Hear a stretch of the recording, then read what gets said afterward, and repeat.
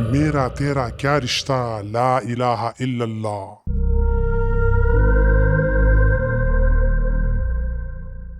لال قلعہ دھماکہ اور الفلاح یونیورسٹی کے بانی جواد احمد صدیقی کی پراسرار شخصیت۔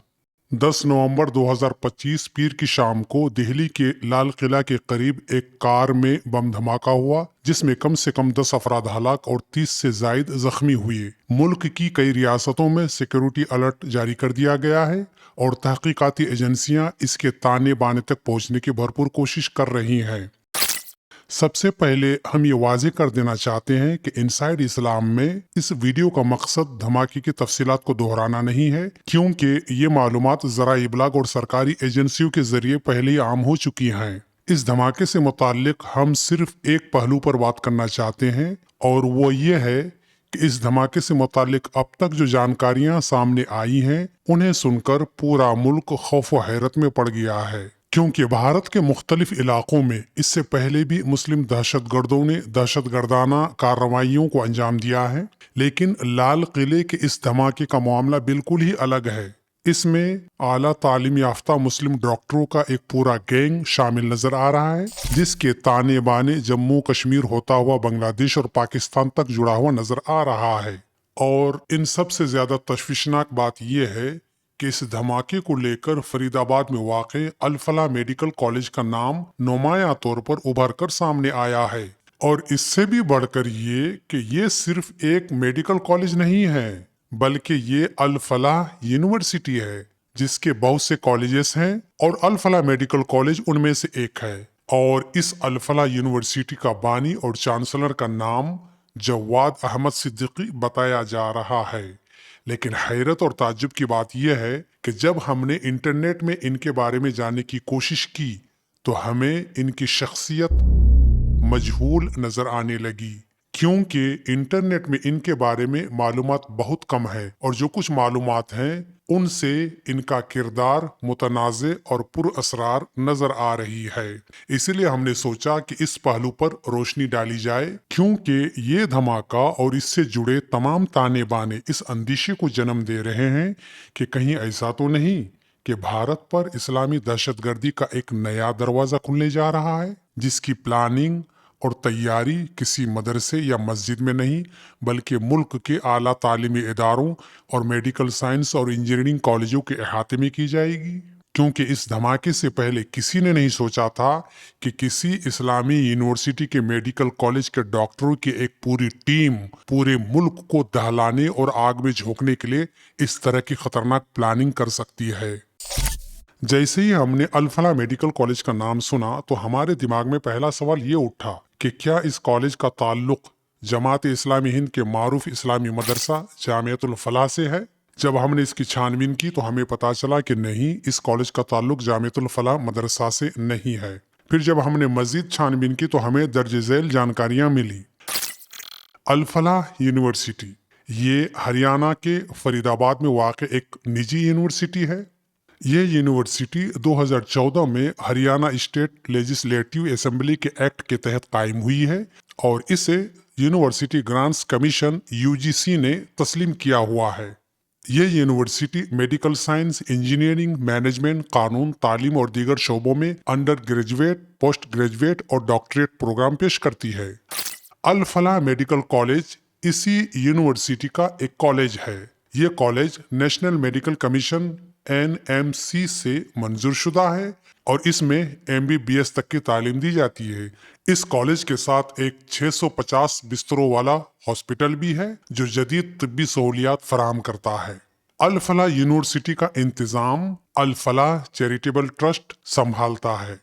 یہاں یہ نوٹ کرتے چلیں کہ ٹرسٹ کا نام الفلاح ہے، پھر اس الفلاح ٹرسٹ کے زیر انتظام جو یونیورسٹی قائم کی جاتی ہے اس کا نام بھی الفلاح سے شروع ہوتا ہے، پھر الفلاح یونیورسٹی میں جو میڈیکل کالج قائم کیا جاتا ہے اس کے شروع میں بھی الفلاح جڑا ہوا ہے۔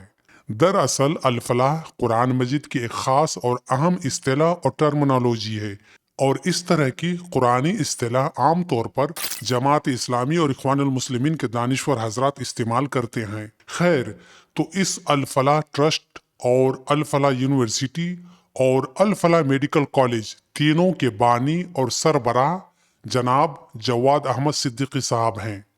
اب ہم جواد احمد صدیقی صاحب کو جاننے کی کوشش کرتے ہیں۔ پہلی بات تو یہ ہے کہ آج کے زمانے میں اتنا جلدی ایک یونیورسٹی قائم کرنا اور پھر اسے UGC سے منظور کروانا کسی چھوٹے موٹے آدمی کا کام نہیں ہو سکتا ہے۔ اس کے لیے کسی بہت بڑی طاقتور شخص کا ہونا ضروری ہے، اور اس طرح کی شخصیت کی جانکاریاں آج کے زمانے میں انٹرنیٹ اور سوشل میڈیا اور اخبارات و یوٹیوب میں بھری پڑی رہتی ہیں، لیکن جواد احمد صدیقی کے بارے میں معلومات اور جانکاریاں بہت کم ہیں، اور جو کچھ بھی ہے وہ بھی شک کے دائرے میں ہیں۔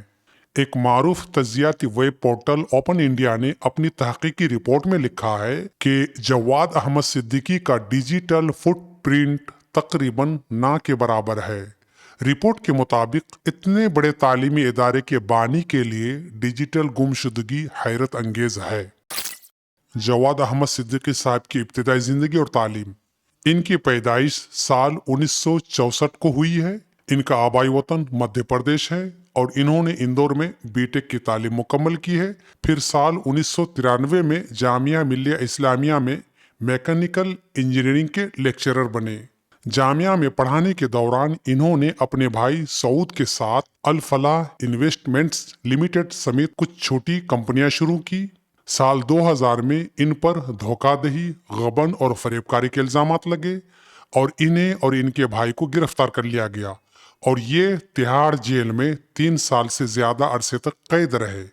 انہیں سال 2004 میں ضمانت ملی اور سال 2005 میں پٹیالہ کورٹ نے انہیں مقدمے سے بری کر دیا، لیکن اس شرط پر کہ یہ ان سرمایہ کاروں کو رقم واپس کر دیں جن کے ساتھ انہوں نے دھوکہ دہی کی تھی۔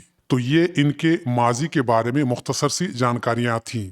اب یہاں سے غور و فکر کرنے والی بات یہ ہے کہ ایک معمولی شخص نے جامعہ ملیہ کے اندر سال 1993 میں لیکچرر کی حیثیت سے نوکری کی، پھر اسے 3 سال کے لیے تہاڑ جیل کی سزا ہوئی، اور سال 2004 میں اسے ضمانت ملی، اور سال 2005 میں پٹیالہ کورٹ نے اسے مقدمہ سے بری کرتے ہوئے اس شرط پر چھوڑا کہ وہ ان سرمایہ کاروں کو رقم واپس کر دے جن کے ساتھ اس نے دھوکہ دہی کی تھی۔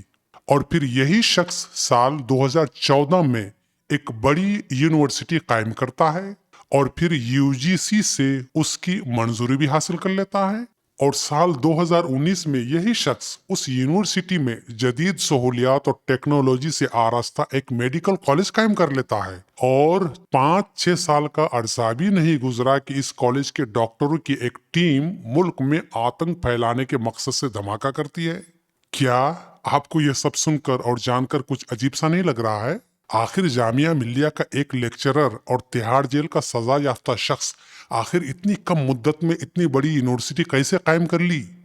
کیا اس یونیورسٹی کے قیام کے پیچھے بیرونی خفیہ ہاتھ ہے، یا کم سے کم کیا اس یونیورسٹی کو قائم کرنے میں بیرونی فنڈنگ ہوئی ہے؟ یہ سوال اس لیے بھی اہم ہے کیونکہ رپورٹس کے مطابق اس یونیورسٹی کو اسلامی ملکوں سے مالی مدد ملتی رہی ہے۔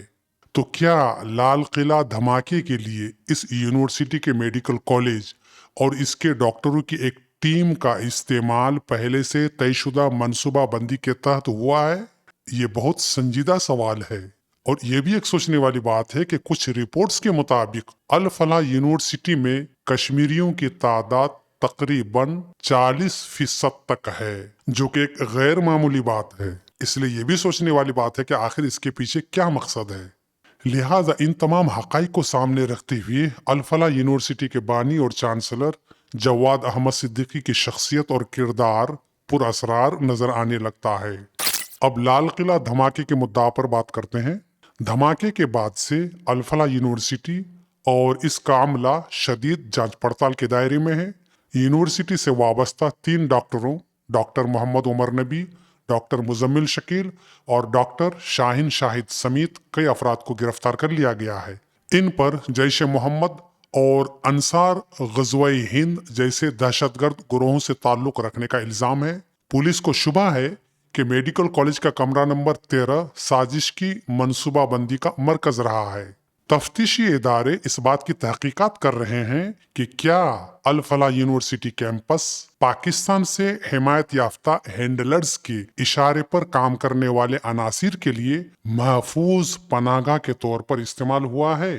इंडिया टुडे और टाइम्स ऑफ इंडिया समेत कई कौमी अखबारात ने ऐसी रिपोर्ट्स शाये की हैं जिनमें यूनिवर्सिटी के लैब्स में धमाका खेज मवाद बनाने के शवाहिद मिलने के इम्कानात का जिक्र किया गया है।